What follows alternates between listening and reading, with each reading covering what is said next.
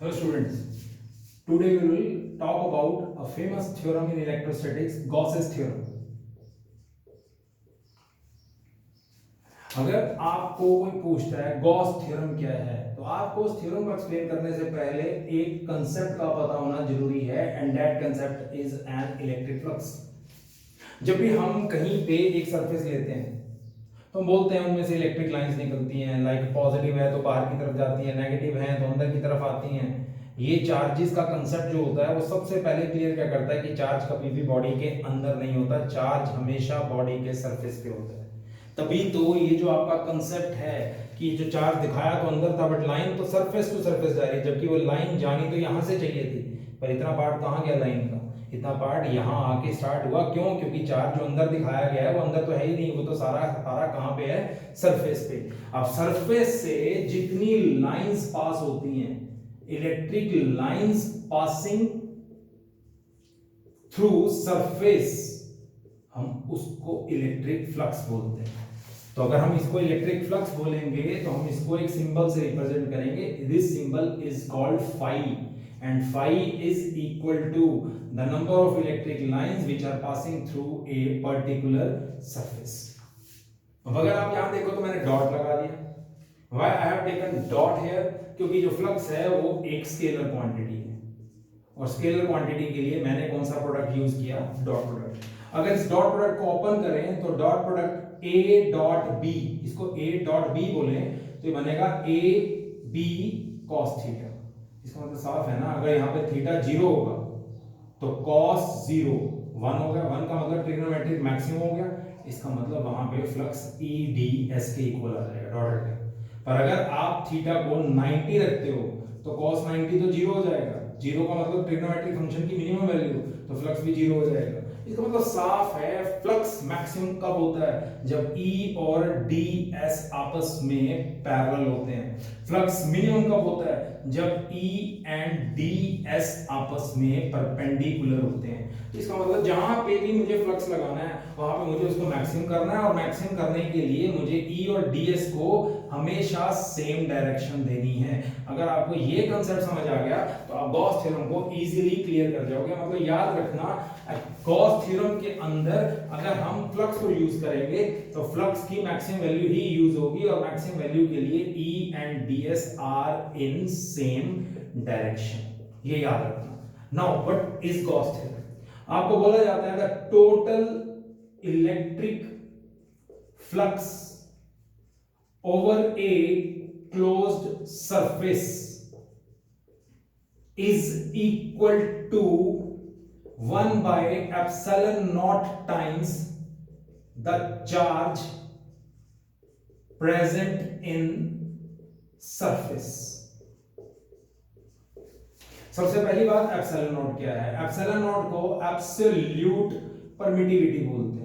और अगर कोई भी आपसे पूछे व्हाट इज परमिटिविटी, तो आपने बोलना है जो इलेक्ट्रिक फील्ड की स्ट्रेंथ को अफेक्ट करती है, which affect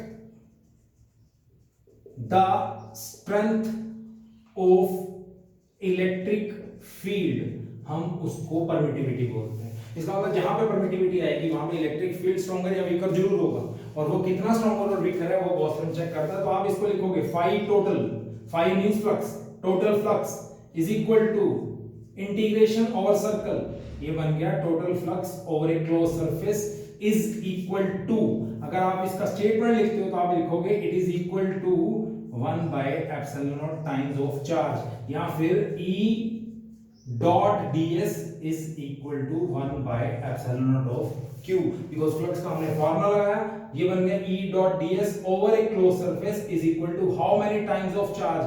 1 by epsilon naught times of charge. इसमें epsilon naught का जो वैल्यू होता है वो 8.85 into 10 raised to power minus 12 होता है. क्लियर हो गया? अब हम इसको प्रूव करेंगे.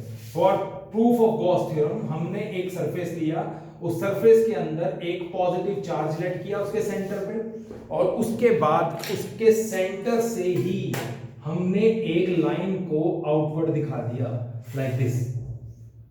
This is our electric field, due to positive charge it is outward. अब इसके साथ हमने यहां पे एक सरफेस एज्यूम किया, क्योंकि एक साथ पूरे सरफेस में से लाइंस का अमाउंट काउंट करना पॉसिबल नहीं है, तो यहाँ पे इसका पूरा सरफेस तो s था, तो मैंने एक स्मॉल सरफेस कितना ले लिया, ds, और ds लेने के बाद सबसे बड़ी बात, फ्लक्स को मैक्सिमम दिखाने के लिए, to show maximum flux, we have taken E and ds in same direction।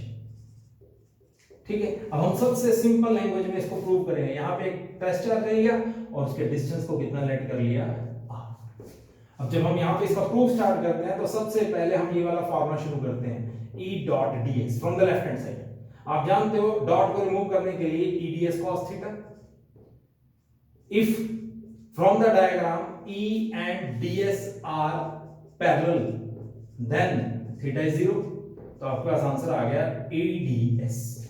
अगर हम इसके आगे चलें तो हम इसको लिख सकते हैं ना F by Q naught into DS, because electric field का formula F by Q naught होता है।